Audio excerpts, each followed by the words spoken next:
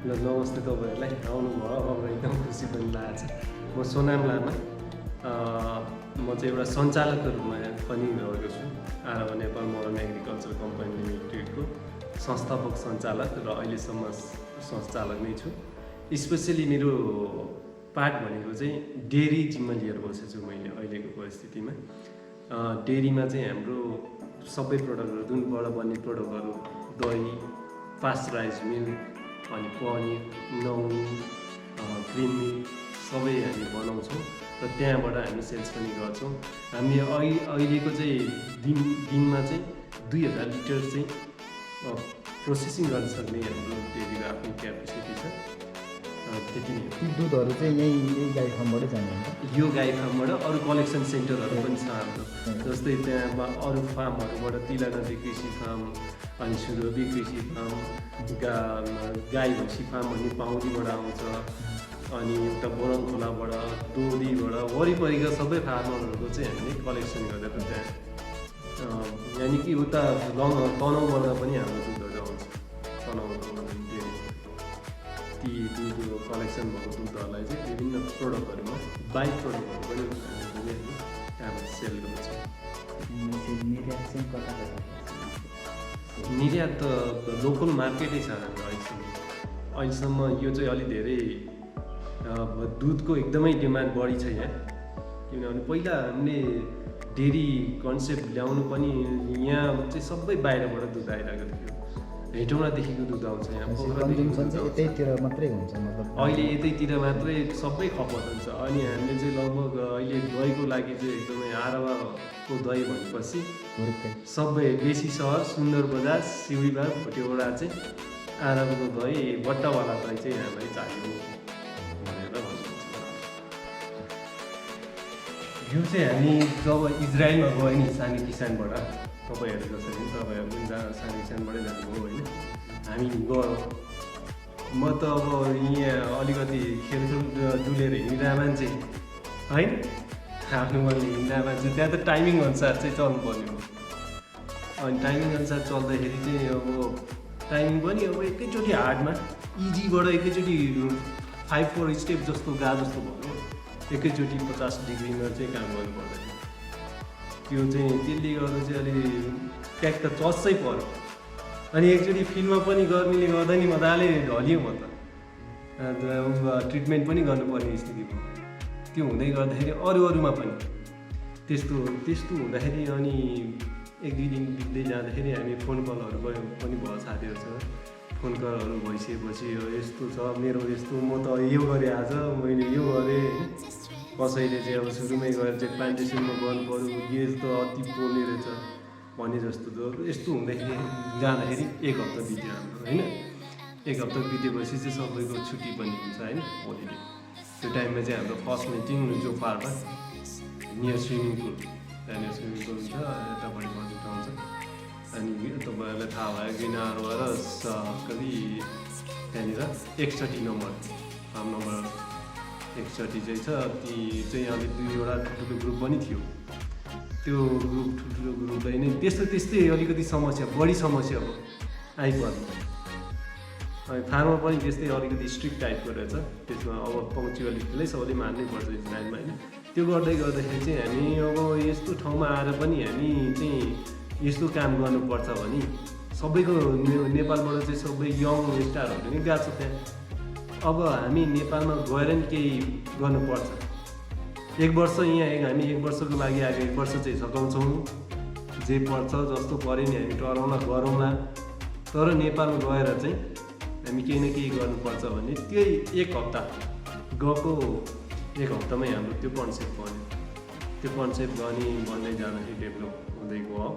अनि के गर्ने त गर्ने, अब नेपाल गएर गर्ने, त्यो गर्नुभन्दा अगाडि काम गर्ने, कृषि नै गर्ने, कृषि गर्दाखेरि कसरी सुरुवात गर्ने भन्ने कुराहरू भयो।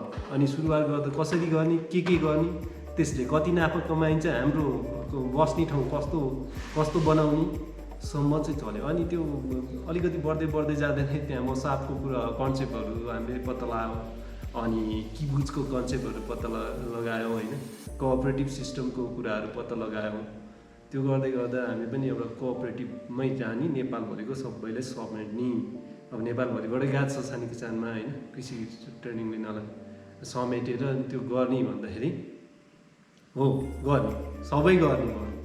अब 1 वर्ष पनि बित्यो अनि 1 वर्ष पनि बितेपछि चाहिँ अब फन्ड पनि कलेक्सन गर्नुपर्छ नेपालको इस्युसी हाल्यो अब पैसा धेरै जस्तो लाग्छ अनि त्यो फन्ड कलेक्सन गर्ने भनेर एकाउन्टमा पनि सनराइज ब्याङ्कमा डेभलपमेन्टमा हामीले एकाउन्ट पनि क्रिएट गऱ्यौँ 3 जनाको सिग्नेचर लगाएर त्यो फन्ड कलेक्सन गऱ्यौँ राख्यौँ अनि दोस्रो वर्ष आएर गरिहाल्ने थियो हाम्रो तर भूकम्पले गर्दाखेरि हामी आउनु पाएन होइन त्यो नआउनु पाउँदाखेरि हाम्रो चाहिँ झन् एडभान्स डिप्लोमा नै चाहिँ हाम्रो स्पेसली इन्टरप्रेन्युरको रूपमा इन्टरप्रेन्युर त्यो गर्दै गर्दाखेरि त्यो ट्रेनिङ पनि एक्स्ट्रा लिएको हामीले त्यसैले फोकस गरेर दोस्रो वर्षको चाहिँ कलेजहरूले पनि त्यसरी नै मिलायो होइन त्यो गर्दाखेरि के गर्ने भन्ने विषयमा चाहिँ हामीले इन्टिग्रेटेड फार्म खोल्ने कुरो हो।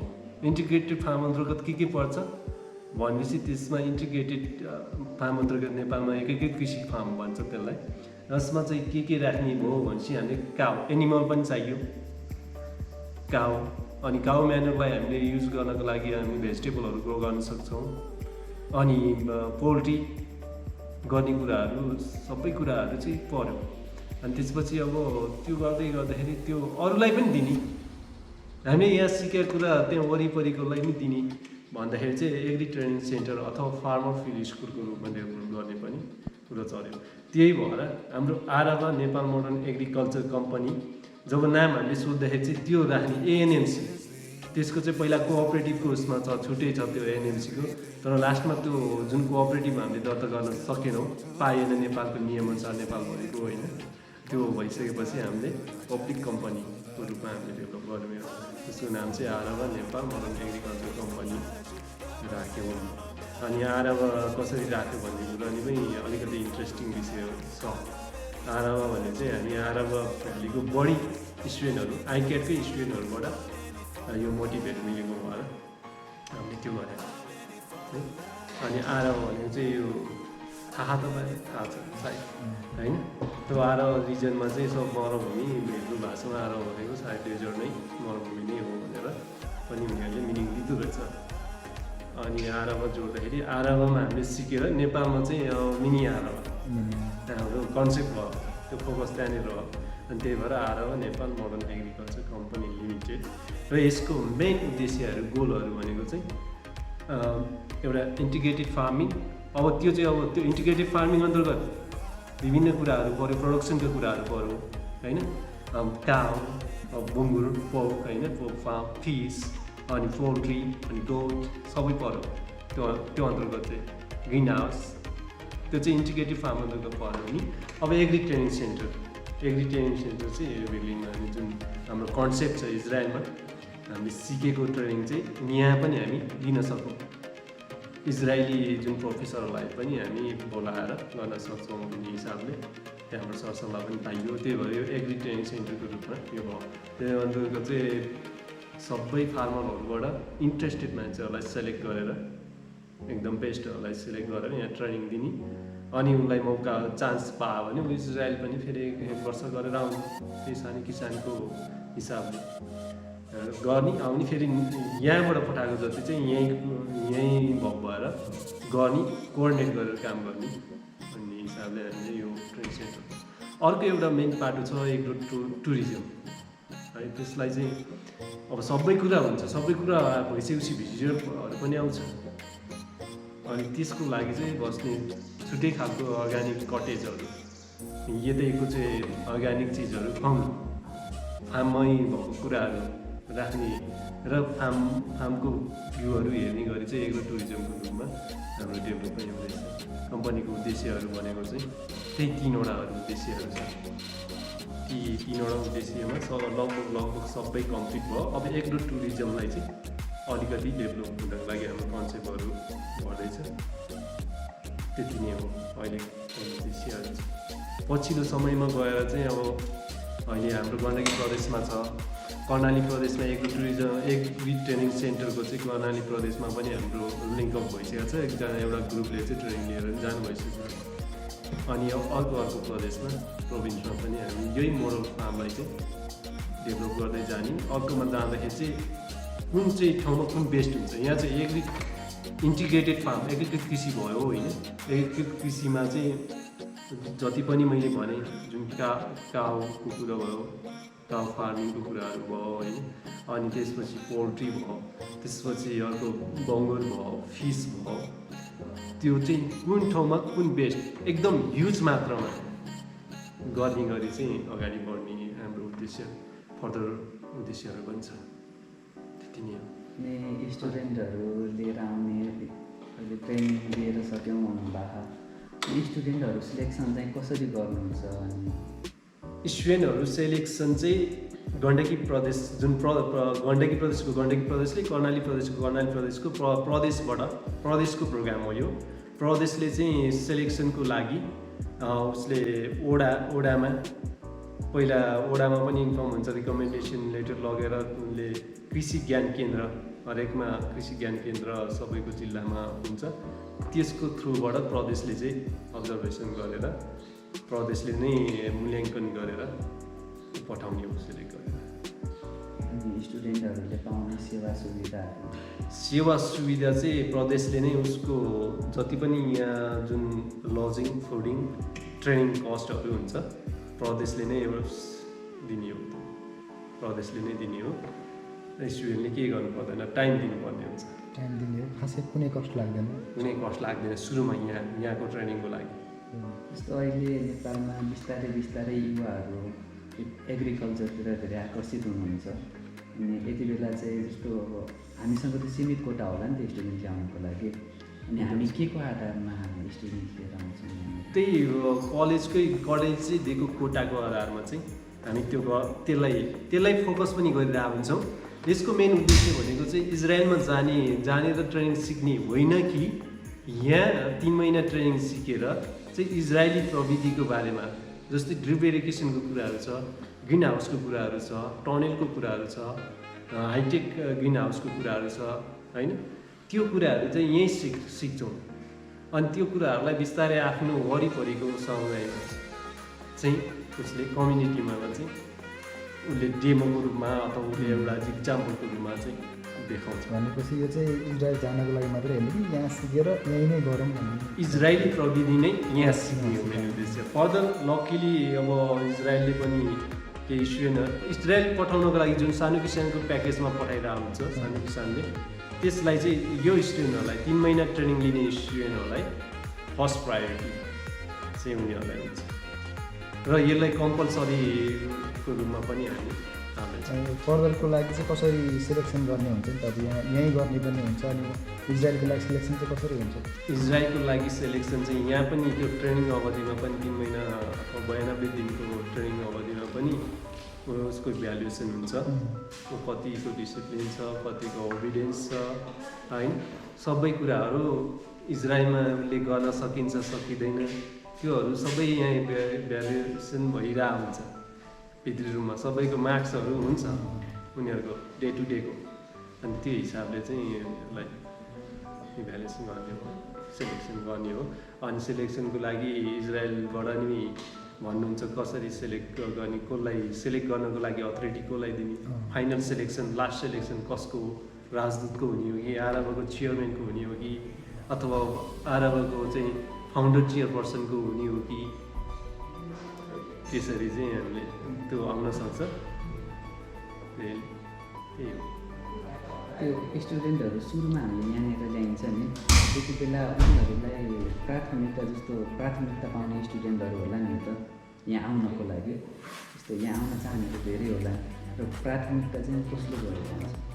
प्राथमिकता चाहिँ अब उनीहरूको एउटा प्रोजेक्ट बनाउनै लगाएको हुन्छ सुरुमा, बिजनेस प्लान। हामी उता चाहिँ मिनी प्रोजेक्टको रूपमा चाहिँ एउटा गरेर आयौँ। यहाँनिर चाहिँ हामी सिधै बिजनेस प्लान बनाउन दिन्छौँ। कसैले गोठको बिजनेस प्लान बनाएको हुन्छ, कसैले काउ फार्म, कसैले चाहिँ मसरुमको बनाएको हुन्छ है। बिजनेस प्लानहरू फरक फरक हुन्छन्। अनि त्यो फरक फरक बिजनेस प्लानलाई उसले कसरी चाहिँ त्यहाँनिर एक्सपोज गरेको हुन्छ त्यो हिसाबले। र अनि त्यो उहाँ आफै पनि कति क्यापेबल छ त्यो प्रोजेक्ट बनाएअनुसारले उहाँले कतिको चाहिँ अब दिनुभएको छ, एक्सपोज गर्नुभएको छ भन्ने कुराहरू चाहिँ त्यही प्रोजेक्टको बिजनेस प्लानबाट चाहिँ अलिक बढी हामी इभ्यालुएट गर्न सजिलो बनाएको छौँ। खासमा बुझ्न चाहेको चाहिँ सुरुमा स्टुडेन्टहरू यहाँ आउनुहुन्छ नि सिक्नको लागि, जस्तो उहाँहरू फ्यामिली ब्याकग्राउन्ड भएको भएर प्राथमिकता पाउनुहुन्छ कि कुनै कलेजबाट सम्बन्धित स्टुडेन्ट भएको भएर यहाँ आउनलाई प्राथमिकता धेरै पाउनु? नो त्यस्तो प्रायोरिटी छैन। उसको इन्ट्रेस्ट हुनु, एग्रिकल्चरमा इन्ट्रेस्ट हुनु पऱ्यो फर्स्ट, अनि उसको बिजनेस प्लान पनि राम्रो हुनु पऱ्यो। उसले म यो गर्छु भन्ने एउटा मोटिभेटिभ एउटा प्लानिङ होइन, बिजनेस प्लानलाई नै फोकस गर्छौँ खासमा, यसलाई नै प्रायोरिटी दिनुपर्छ भन्ने छैन। कति चाहिँ अब बिएससी एजी गरेहरू पनि आउनुहुन्छ यहाँ, कति चाहिँ अब फर्स्टमा एग्रिकल्चर जेटीहरू पनि आउनुहुन्छ। प्रायोरिटी सबैलाई हुन्छ। उसले एग्रिकल्चर पढ्यो भन्दैमा उसलाई त्यति धेरै प्रायोरिटी दिँदैनौँ, तर उसको टपिक विषय नै त्यो भएको भएर अलिकति प्रायोरिटी चाहिँ दिन्छौँ। तर उसले एग्रिकल्चर पढ्यो भन्दैमा यहाँ फेरि पढ्नुपर्छ भन्ने त्यो फर्स्टमा प्रायोरिटीमा पर्दैन, किनभने ऊ आफै जान्ने भइसकेको हुन्छ। यो भनेको त बेसिक कुराहरू पढाउने र इजरायली यो टेक्नोलोजीको कुराहरू पनि हुन्छ होइन, त्यो कुराहरू चाहिँ इच्छुक छ भने धेरै प्रायोरिटीमा पर्दैन, तर अलिअलि एग्रिकल्चर पढ्ने मान्छेहरूलाई प्रायोरिटीमा राख्छौँ हामी। अनि यो फर्म चाहिँ कति एरिया ओगटेको छ? यो फर्मले 302 रोपनी चाहिँ नक्सामै भएको छ, नम्बरी नै अब यताउता गर्दा त्यति नै हो 300 रोपनी। अनि मास्तिरको 50 रोपनी जति माथि पनि छ। त्यही छ फार्मको एसेट भनेको, ओगर्ने र एसेट भनेको दुई त होला नि तपाईँले सोध्नु। अनि यसमा अहिले चाहिँ हामीले के गरिरहेछौँ? हामी गाई फार्म भयो होइन, गाई फार्म जस्तै हामी 100 गाईको चाहिँ हाम्रो प्लानिङ हो। त्यो सेट चाहिँ हामीले 100 गाईको लागि बनेको हो। हाम्रो अहिले लगभग 50वटा जति पुग्यो होला, त्यहाँ हेर्दाखेरि सानो ठुलो गाई गरेर पुग्यो। अनि पोल्ट्री 1000वटा लियर्स चाहिँ हामीले पालिरहेको थियो र अहिले लास्ट स्टेपमा पुगेको छ 1000वटा स्टेपको क्यापेसिटी पोल्ट्री। अनि त्यसपछि हामीले अब ग्रिन हाउसहरूमा चाहिँ ग्रिन हाउस 7वटा ग्रिन हाउस छ हामीसँग। 7वटा ग्रिन हाउसमा कुनैमा टोमेटो लगाएको छौँ, कुनैमा क्याप्सिकम, कुनैमा क्युक्युम्बर, फरक चिजहरू लगाएको छौँ हामीले। योपालि मेलन पनि लगायौँ होइन, त्योहरू लगाएको छौँ। अनि फिस पनि छ, छरोपनीमा चाहिँ फिसको त्यो छरोपनीको त्योहरू लगाएको छौँ। अरू फ्रुटहरू जस्तै केरा, अरू कागतीहरू पनि लगाएको छौँ हामीले। त्यसरी डेभलप भइरहेछ। मसरुमहरू पनि भइरहेछ। जानकारीको लागि धेरै धेरै धन्यवाद तपाईँलाई। हेलो, नमस्ते। म चाहिँ अहिले एएनएमसीको फार्ममा छु। एएनएमसी भन्नाले आराबार नेपाल मोडर्न एग्रिकल्चर कम्पनी हो। अनि हामी चाहिँ आज आइपुगेका छौँ यो ठाउँमा। एएनएमसीको बारेमा धेरै पहिल्यैदेखि सुन्नमा आइरहेको थियो र यो ठाउँमा चाहिँ कहिले फिल्ड भिजिट गर्न पाउँला भन्ने हामीले सोचिरहेको थियौँ। फाइनल्ली हामीले त्यो समय जुटायौँ र आज हामी यहाँ आइपुग्दाखेरि हामीले यो फार्ममा गरेको क्रियाकलापहरू चाहिँ हामीले प्रत्यक्ष हेर्न पायौँ। यसमा चाहिँ हामीलाई सोनम लामा दाइले चाहिँ पुरै अवलोकन गराउनु भयो। यसको लागि म दाइलाई धन्यवाद भन्छु। र यहाँ हामी आइसकेपछि हामीले सुरुमा काउ फार्म हेऱ्यौँ, अनि त्यो पछि पोल्ट्री फार्म, अनि तल छ टनेलमा टमेटो, पेपर, अनि मेलन पनि हामीले मेलन फार्म पनि हेऱ्यौँ। मेलन चाहिँ थोरै यो टेस्टको लागि मात्रै, एक्सपेरिमेन्टको लागि मात्रै लगाउनु भएको रहेछ। त्यो मेलन पनि हेऱ्यौँ। अनि त्यसपछि अहिले चाहिँ हामी रेस्ट गर्दैछौँ। एकछिनपछि यहाँ यो उसमा चाहिँ त्यो डिब्बामा चाहिँ मसरुम फार्मिङ गरेको छ भनेर सुनेको छु। अब हामी त्यहाँ त्यो मसरुम पनि हेर्नेछौँ। त्यहाँ चाहिँ अहिले थोरै मात्रामा छ भन्नुभएको थियो। जे होस् हामी यहाँ आएर चाहिँ खुसी लागिरहेछ मलाई चाहिँ यहाँ आउन पाउँदा। र अहिले चाहिँ अब यो सेनिटेसनको समय भएको कारणले हामीले त्यति राम्रोसँग चाहिँ यहाँको उत्पादित चिजहरूलाई चाहिँ देख्न पाएनौँ, किनभने समय नै त्यस्तो भएको कारणले। अब यसको प्लान्टिङ समयहरू चाहिँ 1-2 महिनापछि सुरु हुनेछ। अनि त्यो पछि चाहिँ दसैँ या तिहारको बिचमा चाहिँ हामी आउँदाखेरि चाहिँ यो ठाउँमा चाहिँ हेर्न लायकको चिजहरू चाहिँ हामीले हेर्न पाउँछौँ।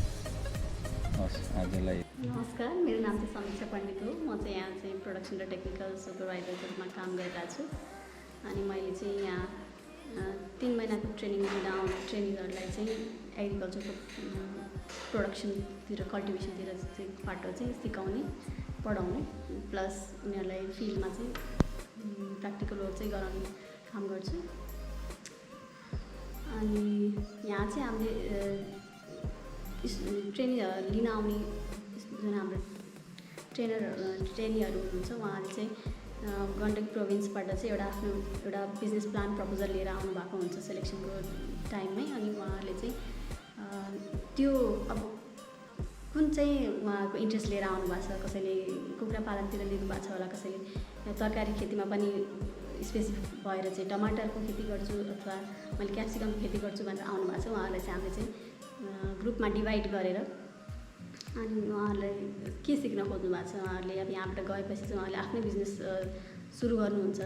अनि त्यो लायकको बनाउनेसम्मको चाहिँ हामीले पहिला चाहिँ अब थ्योरिटिकल पार्ट सिकाउँछौँ, त्यसपछि हामीले चाहिँ प्र्याक्टिकल्ली चाहिँ उहाँहरूलाई देखाउने सिकाउनेसम्मको चाहिँ बनाउने हाम्रो यहाँको चाहिँ अब्जेक्टिभ हो भनौँ न, होइन?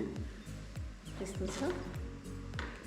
अनि तपाईँ यहाँ आएर यो जुन पोस्टमा हुनुहुन्छ त्यो पछि भयो? त्यो भयो मैले चाहिँ म आएको चाहिँ 3 महिना प्लस भयो। एउटा गण्डकी प्रोभिन्सको चाहिँ फर्स्ट ब्याचको ट्रेनिङहरू चाहिँ यहाँबाट पास आउट हुनुभयो मेरो फेजमा चाहिँ। अनि अनुभव कस्तो रह्यो? मलाई चाहिँ यहाँ चाहिँ मेरो लागि लर्निङको फेज छ, होइन? भर्खर 3 महिना भयो। अनि जस हामी पनि एग्रिकल्चरको स्टुडेन्ट हो, म मास्टर्स गर्दैछु एग्रिकल्चरमा। जुन पढेको कुरा छ त्यहाँ चाहिँ फिल्डमा चाहिँ कतिको व्यवहारिक हाम्रो पढेको कुराहरू चाहिँ कतिको फरक हुँदो रहेछ अथवा के डिफिकल्टिजहरू आउँदो रहेछ त पढ्दाखेरि। त्यो एउटा फर्मुला जस्तो एउटा उसलाई चाहिँ फिल्डमा चाहिँ इन्भाइरोमेन्टको कन्डिसनहरू चाहिँ नमिल्ला अथवा क्लाइमेट के हुन्छ होइन, त्यो सबै कुरा चाहिँ कसरी फिजिबल हुँदो रहेछ अथवा हुँदो रहेछ एउटा हामीले चाहिँ त्यो ट्रेनिङको बाटोमा त्यो पनि सिकाइ भइरहेछ।